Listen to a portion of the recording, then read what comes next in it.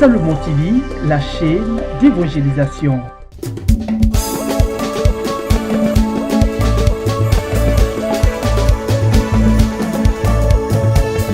Seigneur, voici tes enfants.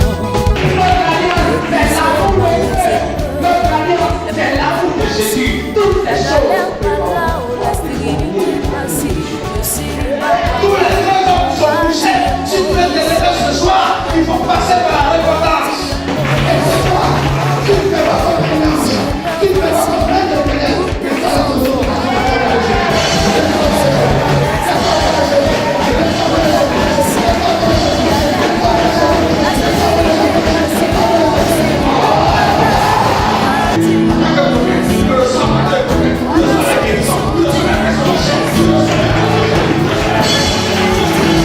Bonsoir, je suis Prince au Kenyedium. Tenez-vous bien, aujourd'hui le Saint-Esprit va se manifester au sein de la mission Salomon, car il y a une importante veillée, et cette veillée a pour thème garde ton alliance avec Jésus, et elle sera dirigée par le puissant homme de Dieu, le ministre de Dieu. Voici Roger. Gloire à Jésus. Acclame le Seigneur, acclame le Seigneur. Jésus-Christ.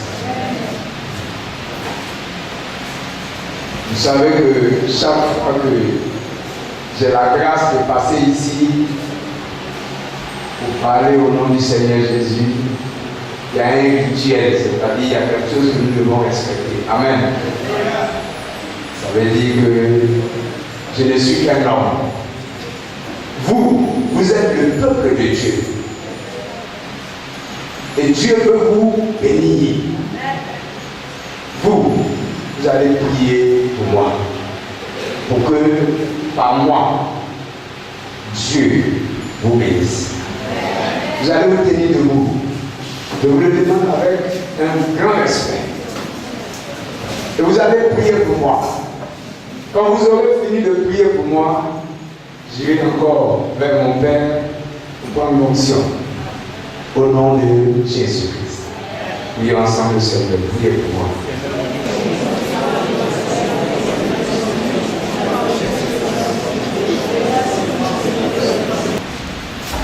Alléluia. Ah, Jésus-Christ. Il est puissant. Qui c'est qu'il est puissant ici? Il est puissant parce qu'il est le créateur. Est-ce que vous savez, quelqu'un qui n'est pas puissant peut créer? Asseyez-vous ce soir. Dans sa présence. Il est notre Dieu. Gloire à Jésus. Je veux ce soir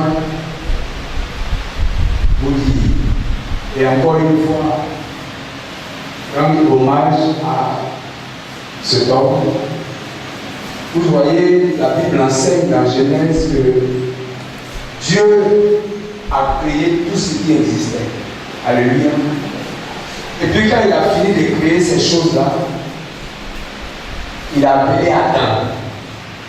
Et puis Dieu dit à Adam, viens, voici tout ce que j'ai créé là. Toi, il faut donner un nom à chaque chose qui existe. Dieu n'avait pas le pouvoir de donner les noms. Il pouvait donner les noms à Adam. Mais par amour, le grand amour de Dieu pour Adam, fait que Dieu prend Adam, poussière.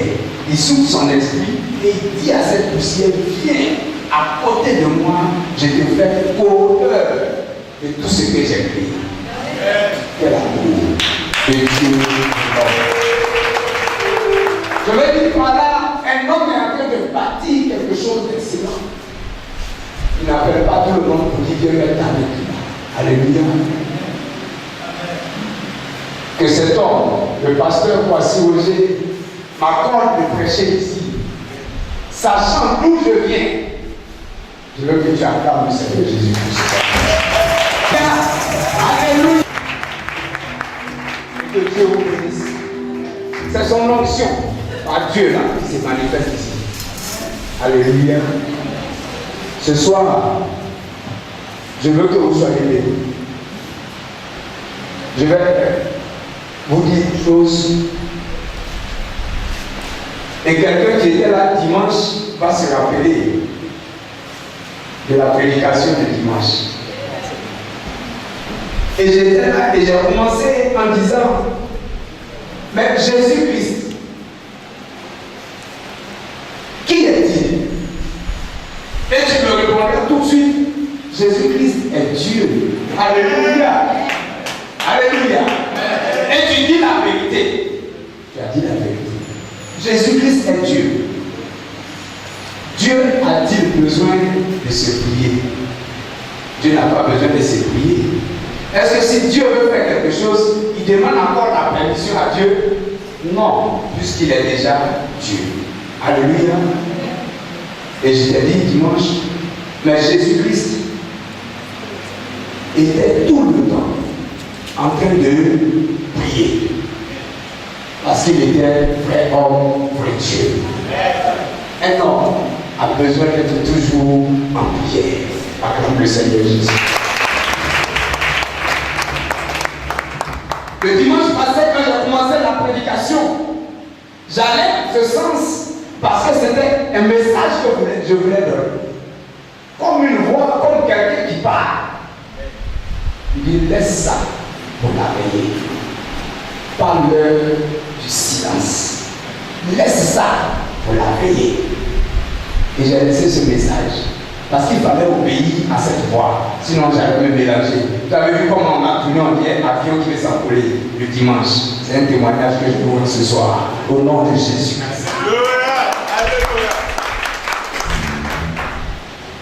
Ce soir, tu vas comprendre, par la grâce de Dieu, que Jésus-Christ t'a aimé tellement que tout ce qui peut arriver à un homme, Jésus-Christ l'a expérimenté. Jésus-Christ l'a traversé. Jésus-Christ l'a porté. Jésus-Christ l'a supporté. Il a pris toutes ces situations sur lui. Il a marché avec. Il a accepté cela. Il a vécu jusqu'au dernier niveau, c'est-à-dire jusqu'à la mort. Pour revenir avec toute la gloire et toute la victoire.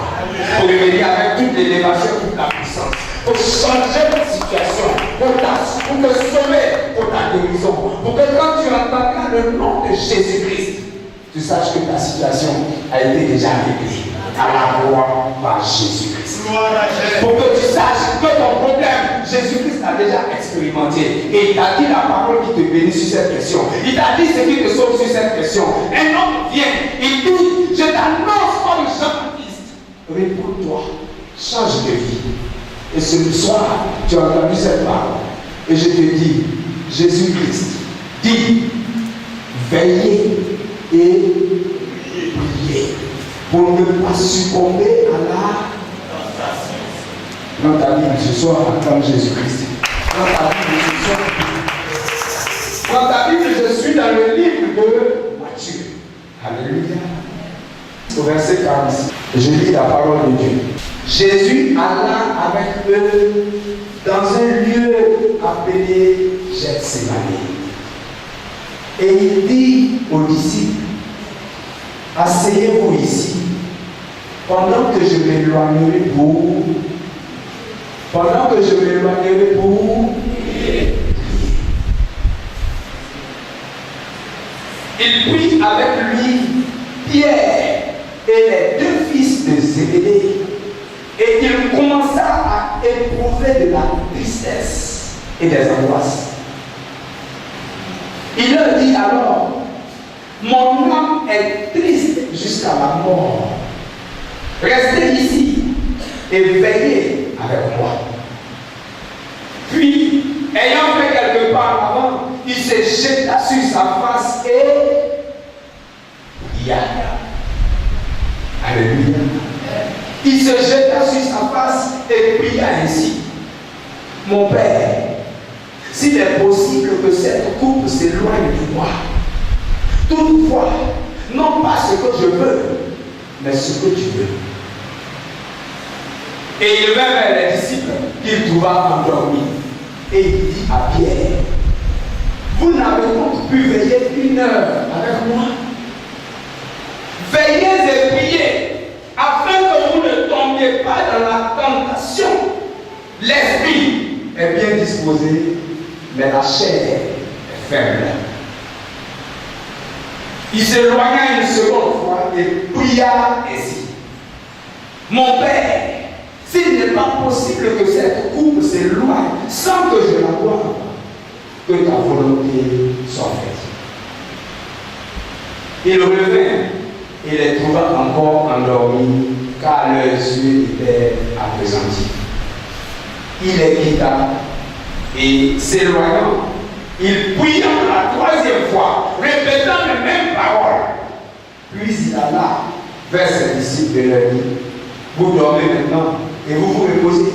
Voici, l'heure est proche et le Fils de l'homme est livré aux mains des pécheurs. Levez-vous alors, voici celui qui me livre s'approche. Alléluia. Amen. Gloire à Jésus-Christ. Jésus-Christ, c'est toi. Quand tu lis le psaume 82, la Bible dit au verset 6 et 7, vous, ne vous ai-je pas dit que vous êtes Dieu? Vous n'êtes pas Dieu, vous êtes des dieux. Alléluia. Et pourtant, le verset 7 va dire, et pourtant, vous mourrez, vous tombez comme des hommes. Vous êtes des dieux. Alléluia. Jésus-Christ, vrai Dieu, vrai homme. Ça veut dire que quand Jésus-Christ s'en va sur le mont des Oliviers, à Gethsémani, Jésus-Christ regarde sur cette terre et il choisit parmi les hommes ceux à qui il faisait le plus confiance. Alléluia. Ceux qu'il a regardés et au nombre des disciples qui l'accompagnent, ceux-là peuvent avancer, comme on va dire, en eau profonde avec lui. Ils étaient 12 disciples. Il choisit parmi eux Pierre et les 2 fils de Zébédée et il leur dit, accompagnez-moi. Ça veut dire que toi aussi dans ta vie, tu as certainement des portes sûres. Tu as certainement des gens à qui tu fais confiance. Tu as même, je vais dire, quelque chose ou des personnes, je vais dire, une situation sur laquelle tu comptes tellement. Tu crois que c'est tellement sûr. Tu te dis qu'avec ces personnes, tout ira sans problème. Alléluia. Ou même quand une maladie est venue, tu as regardé un médicament. Tu dis ça, il n'y a rien à faire. Ça va me guérir. Tu as essayé. Ça va marcher. Alléluia. Jésus-Christ, quand il vient sur la terre, frère homme, il naît d'une mère. Alléluia. Comprends-moi bien ce soir. Jésus-Christ naît d'une mère. Et quand il naît d'une mère, il est vrai homme. Il est sur cette terre. À quel âge va-t-il aller à la croix? 33 ans. Regarde bien quel âge tu as. Regarde bien l'âge que tu as, toi et moi. Quand tu vas regarder 33 ans, ça veut dire que cet enfant-là a eu le temps de grandir dans la société. C'est peut-être à 30 ans, selon ce que la Bible dit, à 30 ans que Jésus-Christ va se présenter à Jean-Baptiste pour son baptême. La Bible enseigne qu'il a fait 3 ans de ministère. Quand un jeune homme a 30 ans, ses yeux, dis avec moi ses yeux. Quand un jeune homme a 30 ans, son corps, dis avec moi son corps. Quand un jeune homme a 30 ans, autour de lui, ses amis et le monde de son époque, est-ce que tout cet ensemble ne lui parle pas? Il n'est pas tenté lui aussi d'avoir une femme 30 ans. Il ne veut pas avoir une copine aussi. Alléluia. À 30 ans, un homme sait que la nourriture continuer à manger tous les jours, comme toi et moi. Alléluia. À 30 ans, prépare 33 ans, un jeune homme, bien bâti, Jésus-Christ, qui ne connaît pas les maladies, se porte très bien. Il est lui aussi tenté de vivre selon les lois de la société. Ça veut dire avoir le besoin de fonder un foyer, d'avoir des enfants et de vivre toute cette joie. C'est ce qu'on appelle les tentations. Ce sont les tentations. Alléluia. Et le monde te dira, toi, tu as plus de 18 ans, tu es là, tu n'as même pas de copain. Ce sont les tentations. Et ce soir, je veux entrer dans les tentations. Jésus-Christ dit, veillez et priez pour ne pas succomber aux tentations. Donc Dieu vous a dit, on est dans le péché, on ne se répand. Vous savez qu'il n'y a pas de repentance, et puis on est dedans. Souvent même pour beaucoup d'entre nous, on ne sait même pas que c'est un péché. Alléluia. Jésus-Christ, lui, vrai Dieu, connaissait tout ce qui était péché. Et dans toutes ces choses que je vais te montrer, il a vu certainement, il a entendu certainement, son corps lui a parlé. Jésus-Christ a résisté. À Gethsémani, c'était un moment de résistance pas possible. C'était un grand moment de résistance. Il se retourne. C'est un grand moment de solitude. Il est seul. Et il se pose la question, est-ce que ce que je veux faire là, ça vaut la peine? Est-ce que ce que je veux souffrir, cette douleur que je vais souffrir à la croix, le film que je vois, Père, est-ce que ça vaut la peine?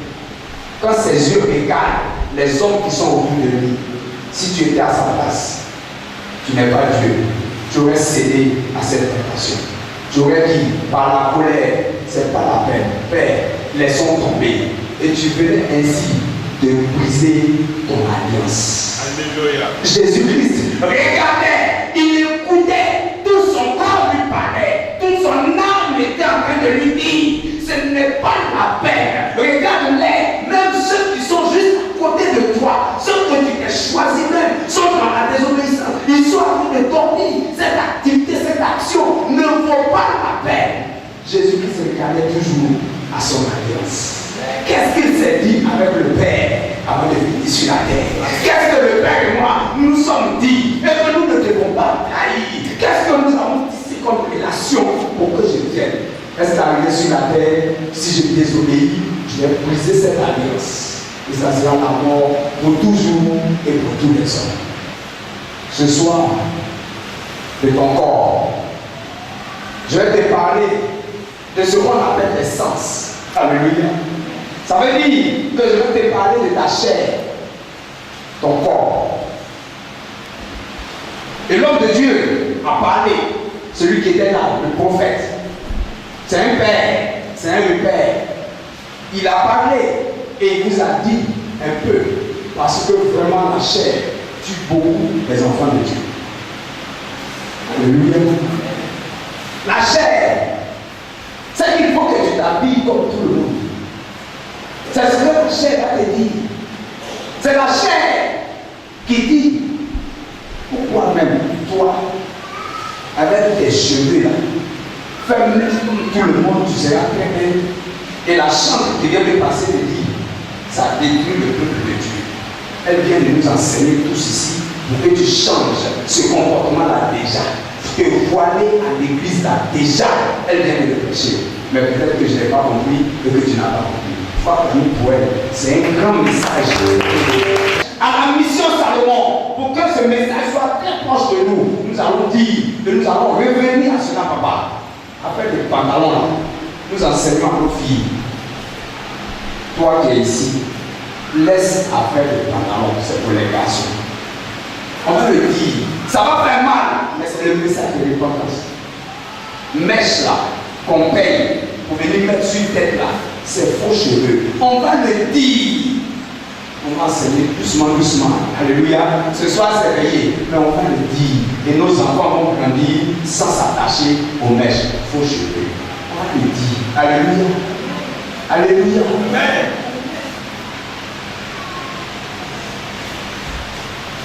il y a la chair.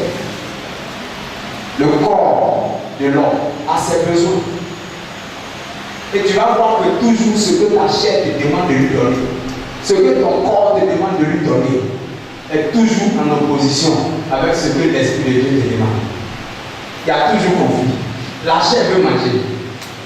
Et l'Esprit te demande de jeûner. Alléluia. La chair, quand elle a vu la jeune fille, elle veut coucher avec toutes les femmes. Ton corps, ça veut coucher avec toutes les femmes d'Abidjan. Et la parole de Dieu te dit, c'est de la fornication. Hors mariage, tu ne dois pas faire ça. Ta chair te demandera toujours le contraire de ce que Dieu te demande. Est-ce que tu m'as compris? Tu me comprends ce soir?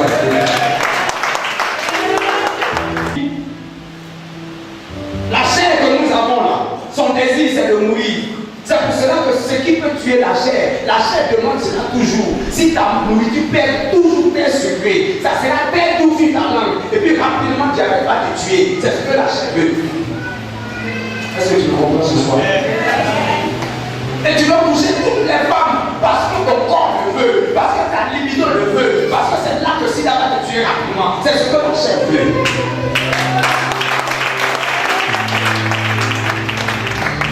La chair veut que tu sois toujours en colère, en train de faire palabre avec tout le monde, pour que les portes du travail ne s'ouvrent jamais pour toi, pour que tout le monde te fuit comme si tu étais un peu. C'est ce que la chair veut. Pour que tu sois toujours dans le blocage. Et que tu ne comprennes pas d'où vient ton problème. Ou tu viendras même à l'église et tu feras palabre avec l'homme de Dieu. Parce que la chair qui est en toi va accepter. On lui donne un conseil. C'est ce que la chair veut. Alléluia. La chair ne veut pas. Alléluia. Parce que la chair ne veut pas la gloire céleste. C'est l'esprit qui veut. C'est l'esprit qui est disposé. Mais la chair est fragile. La chair ne peut pas supporter. Alléluia. Parce que la chair n'a pas tendance à grandir. Gloire à Jésus. Quand je parle de grandir, je parle des choses spirituelles. Que Dieu vous bénisse. Regarde tes yeux. Tes yeux. C'est tes yeux qui te font trembler. Ce que tes yeux te montrent autour de toi. La vie même des jeunes brouteurs, ce que tes yeux te montrent, les voitures dans lesquelles ils roulent, ce que tes yeux te font voir, quand tu es jeune chrétien, et que tu regardes tout ça, est-ce que tu n'as pas envie de faire aussi? Tu as envie, non? Parce que si on peut faire ça et puis avoir voiture sur la terre, où est le problème? Mais tu ne connais même pas leur alliance. Tu ne connais même pas. Parce que quand toi tu vas entrer dedans, tu vas mourir très vite. J'ai dit un jour à une prédication, pour vous qui êtes chrétiens, frères, vous, ceux qui sont déjà dans le camp du diable là, il peut les caresser parce que ce sont ses enfants. Mais vous, quand vous entrez dans son système, il vous tue rapidement. Parce qu'il faut qu'il finisse vite le combat, vous êtes dangereux. Si vous prenez conscience, vous allez sortir de là. Il faut qu'il vous achève très vite. Le diable ne prenne pas le temps avec les chrétiens qui disent j'ai rétrogradé. Quand il te trouve rapidement, il va t'abattre. Alléluia. Parce que tu es un animal vivant. Le diable est comme un lion. Quand il attrape les animaux, il ne mange pas ce qui est mort, il mange ce qui est vivant. Alléluia. Vous comprenez? Donc la vie, pour tenir notre alliance sur cette terre, il y a un combat à faire contre la chair. Il y a un combat à livrer à notre chair. Il y a beaucoup de choses à dire à notre chair. Non, tu n'auras pas ça. Notre chair est comme un bébé gâté. Notre chair est comme un enfant qu'on n'a pas éduqué. Parce que ce monde nous oblige, nous donne de mauvais exemples à voir. Nous devons avoir la force par l'Esprit de Dieu pour dire non pour beaucoup de choses à notre chair. Cette force ne vient que par la prière. Jésus-Christ dit, veillez et priez. Cette force ne viendra que par la prière. Alléluia. Amen. Ce que nos yeux nous donnent de voir, ce que tes oreilles te donnent d'entendre, les injures des gens. Jésus-Christ est en train de monter sur la croix. Il est pris de tristesse et d'angoisse. C'est des réactions de la chair. Alléluia. Tristesse, angoisse. Pourquoi? Pourquoi? Il faut te poser cette question. Quand tu vas devenir chrétien, quand tu décides de devenir chrétien, même ceux ceux avec qui tu marchais hier vont te provoquer de la tristesse. Ils vont te provoquer de l'angoisse. Ils vont t'insulter. Ils vont te soumettre à des choses qui ne glorifient pas Dieu. Ils vont te trahir. Est-ce que je parle à quelqu'un ce soir? Je suis en train de te donner les clés pour garder ton alliance. La chair veut toujours sortir de l'alliance. Le corps humain veut toujours sortir de l'alliance. L'esprit dit, tiens ferme. Tu n'as pas besoin de ça. Tu n'as pas besoin de fétiches pour devenir riche. Tu n'as pas besoin de fétiches pour réussir ton examen. La chair te regarde toujours. Ceux qui ont réussi cet examen, ils ont certainement utilisé le fétiche. Ils ont certainement utilisé le passe. Même les témoignages des chrétiens à qui Jésus donne du travail, tu ne les accepteras pas. Mais tu accepteras le témoignage du féticheur. Parce que la chair veut que tu sortes de cette alliance. Tiens ferme. Garde ton alliance. Garde ton alliance. Garde ton alliance. Alléluia. Gloire à Jésus. C'est pour cela que souvent dans la Bible, on vous parle de l'âme. Quand tu lis le psaume 62, David, Bartimée a crié quoi? Fils de David. Dans le psaume 62, quand tu lis les versets 2 et 3, il dit, oui, mon âme, Dieu est mon refuge. Pourquoi David va dire oui, mon âme? David n'avait croyé en Dieu, alléluia. Mais c'est que son âme, c'est-à-dire l'esprit qui contrôle toute sa chair, et après de lui dire, si on se tient à ton affaire de Dieu, on va mourir, ils vont te tuer, si tu ne te lèves pas pour te battre comme un homme, par d'autres moyens, ils vont te tuer, va te cacher ailleurs. Et pendant que ton âme, c'est-à-dire l'âme est en train de dire à David de faire ces choix-là, David dit non, non, c'est pas ça. Je te dis que oui, Jésus-Christ est mon bouclier. Oui, Jésus-Christ est ma force. Pour qu'un homme se sente obligé de crier à son âme, ça veut dire de parler à lui-même. C'est qu'il y a conflit entre lui et son esprit. Il y a parlé entre lui et son esprit. Alléluia.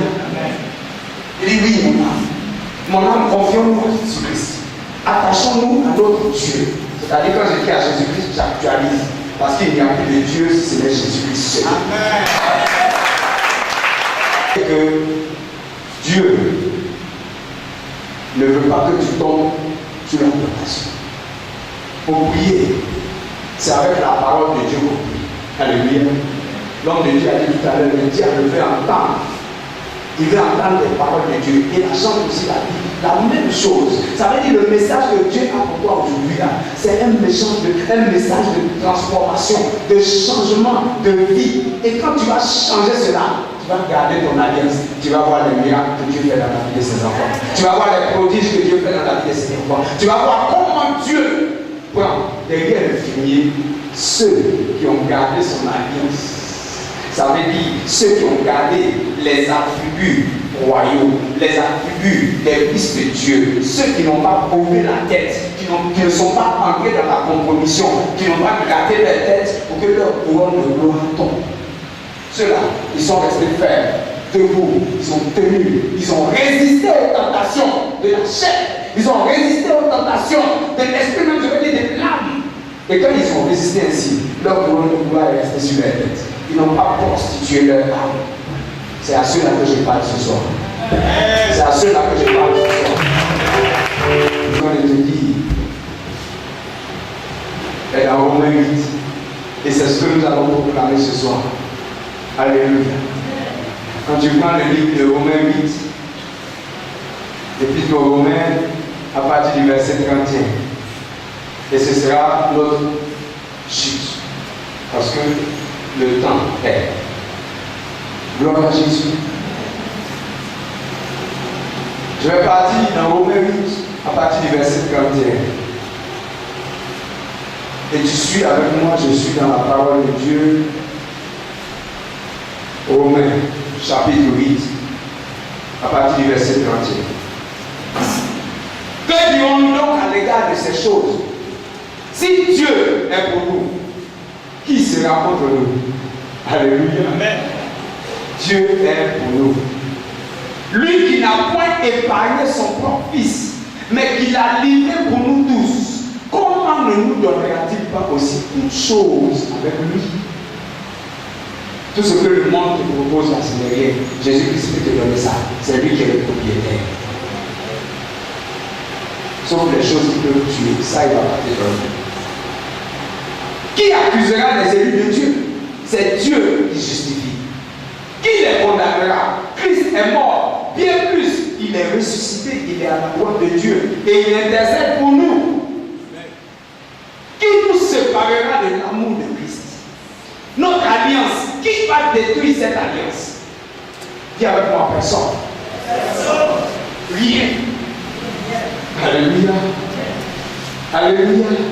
Qui nous séparera de l'amour de Christ? Sera-ce la tribulation ou l'angoisse, ou la persécution, ou la faim, ou la nudité, ou le péril, ou l'épée? Ça veut dire, même si tu veux me tuer à cause de Jésus, tue-moi. Si j'ai Jésus, je sais que j'ai la vie. C'est ce que ça veut dire. C'est des extrémistes. Les gloires de Dieu sont des extrémistes. Alléluia.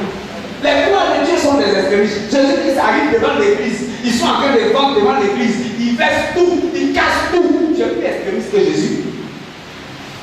Jésus est extrémiste. Il va jusqu'à l'extrême. Ça veut dire, il va jusqu'à l'extrême. Alléluia. Il faut aller jusqu'à l'extrême. Ils n'ont qu'à te regarder jusqu'à, ils n'ont qu'à dire, elle ne va pas se marier jusqu'à, elle va quitter la terre. Reste avec Jésus. Ils vont voir ton mariage, même à 55 ans. Ils vont glorifier ton mariage. Ils vont témoigner de ton mariage. Reste, regarde, marche avec Jésus. Ne brise pas ton alliance. Gloire à Jésus. Et je vais finir. Mais dans toutes ces choses, non, je reviens au verset 36. Selon qu'il est écrit, c'est à cause de toi qu'on nous met à mort le jour, qu'on nous regarde comme des brebis destinées à la boucherie. Mais dans toutes ces choses, nous sommes plus que vainqueurs par celui qui nous a aimés. Amen. Car j'ai l'assurance que ni la mort, ni la vie, ni les anges, ni les dominations, ni les choses présentes, ni les choses à venir, ni les puissances, ni la hauteur, ni la profondeur, ni aucune autre créature ne pourra nous séparer de l'amour de Dieu manifesté en Jésus-Christ. En Jésus-Christ.